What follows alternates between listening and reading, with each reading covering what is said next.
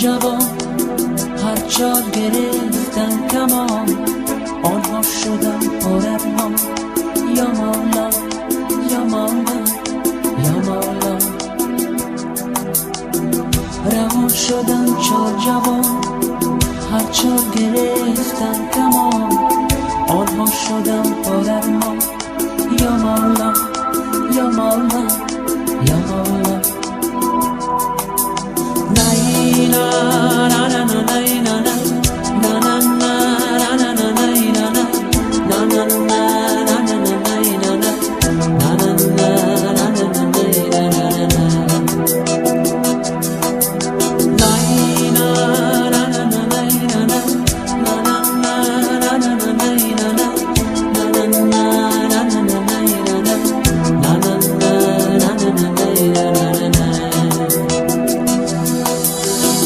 مادر بگفت با پسر امروز نکنه سفر، سفرتان پر خطر.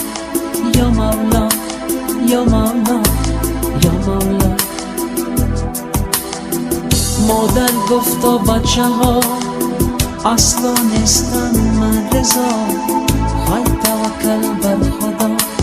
یا مولا یا مولا یا مولا.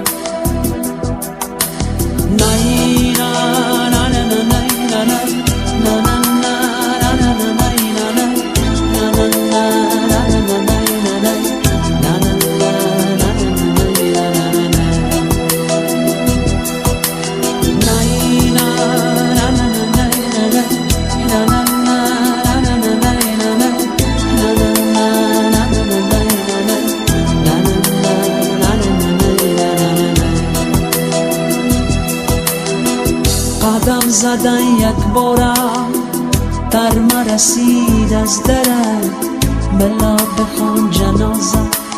یا مولا یا مولا یا مولا.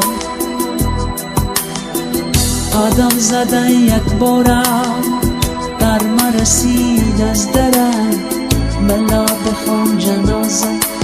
یا مولا یا مولا یا مولا.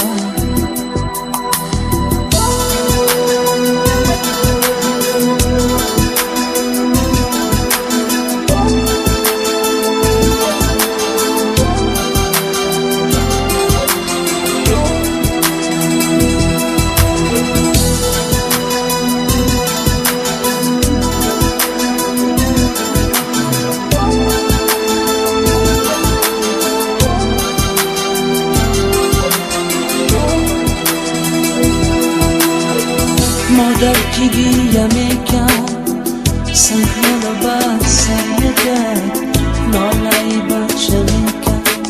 یا مولا یا مولا یا مولا. مادر که گیه میکرد سنگها رو بر سر میکرد، نالهی بچه میکرد. یا مولا